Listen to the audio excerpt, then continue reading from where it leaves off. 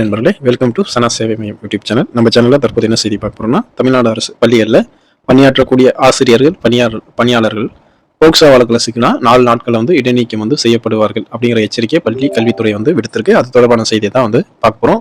அதுக்கு முன்னாடி நம்ம சேனலை சப்ஸ்கிரைப் பண்ணாதவங்க சப்ஸ்கிரைப் பண்ணிங்க. சமீப நாட்களாக தமிழ்நாட்டில் பள்ளிகளில் மாணவிகள் பாலியல் வன்கொடுமைக்கு ஆளாக்கப்படுவது தொடர்கதையாக செய்திகளில் வந்துட்டு இருக்கு. வேலையே பயிர மேயும் கதையா ஒரு சில ஆசிரியர்களே மாணவிகளுக்கு பாலியல் தொந்தரவு கொடுத்த கொடுமைகளும் தமிழ்நாட்டில் நடந்துட்டு இருக்கு. இந்த நிலையில பள்ளி கல்வித்துறை மாணவிகளுடைய அந்த நலன் கருதி முக்கியமான ஒரு சில நடவடிக்கைகள் எடுத்திருக்காங்க. தமிழ்நாட்டில் அரசு பள்ளிகளில் பணியாற்றும் தலைமை ஆசிரியர்கள் பிற ஊழியர்கள் மீது போக்சோ புகார்கள் பதிவு செய்யப்பட்டா அவங்க 4 நாட்களுக்குள்ள இடைநீக்கம் செய்யப்பட வேண்டும் அப்படிங்கிற மாதிரி பள்ளி கல்வித்துறை உத்தரவு பிறப்பிச்சிருக்காங்க. இந்த புகார்கள் தொடர்பாக மாவட்ட குழந்தைகள் பாதுகாப்பு அலுவலர் ஒரு முதற்கட்ட விசாரணையை மேற்கொள்வாங்க. இது காவல்துறையினர் மேற்கொள்ளும் சட்ட விசாரணைக்கு இணையா நடைபெறும். பாலியல் குற்றங்கள் நடக்காமல் இருக்க வேண்டிய நடவடிக்கைகள் பற்றி அனைத்து ஆசிரியர்களுக்கும் இந்த கல்வியாண்டு முதல் பயிற்சியை வழங்க இருக்கிறாங்க. இருப்பினும் அடுத்த 6 மாதத்திற்குள்ள முறையான பயிற்சி அளித்து இதுக்குண்டான உறுதியை செஞ்சிடணும் அப்படின்னு சொல்லியிருக்காங்க. அதே போல அடுத்த 6 மாதத்திற்கு ஒரு முறை புத்தக பயிற்சியை வழங்க இருக்கிறாங்க. மாணவிகள் பயணம் செய்யும் பள்ளி வாகனங்கள்ல பெண் உதவியாளர்கள் பணியமர்த்தப்பட வேண்டும்.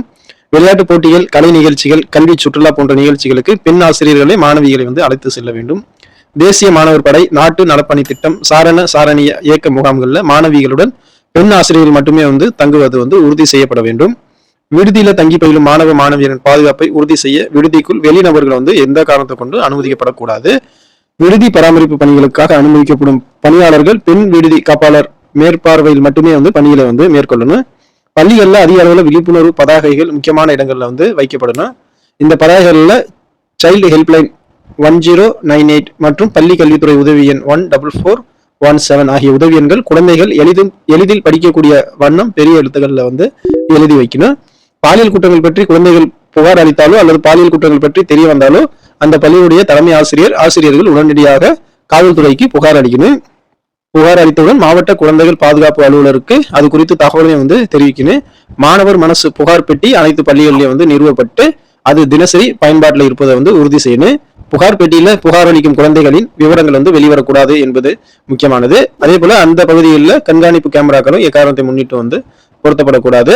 இது தவிர சிசிடிவி கண்காணிப்பு கேமராக்கள் அனைத்து பள்ளிகளிலும் குறிப்பாக பள்ளி மாணவ மாணவிகள் செல்லும் அறைகள், விளையாட்டு மைதானம், வகுப்பறை முகப்பு, உள்ளே வருவது வெளியே செல்வதற்கான வழிகள் மற்றும் பள்ளி வளாகங்களுக்குள் உபயோகிக்கப்படாமல் இருக்கும் இடங்களிலும் கூட அமைத்திட நடவடிக்கை எடுக்கணும் அப்படிங்கிற மாதிரி பல்வேறு கட்ட நடவடிக்கைகளை ஒரு உத்தரவா பள்ளி கல்வித்துறை கொடுத்திருக்காங்க. இது பள்ளியில மாணவ மாணவிகளின் அந்த பாதுகாப்பு சம்பந்தமான இந்த அறிவிப்பு இது நல்ல ஒரு பலனை கொடுக்கும் அப்படிங்கிற மாதிரி எதிர்பார்க்கப்படுது.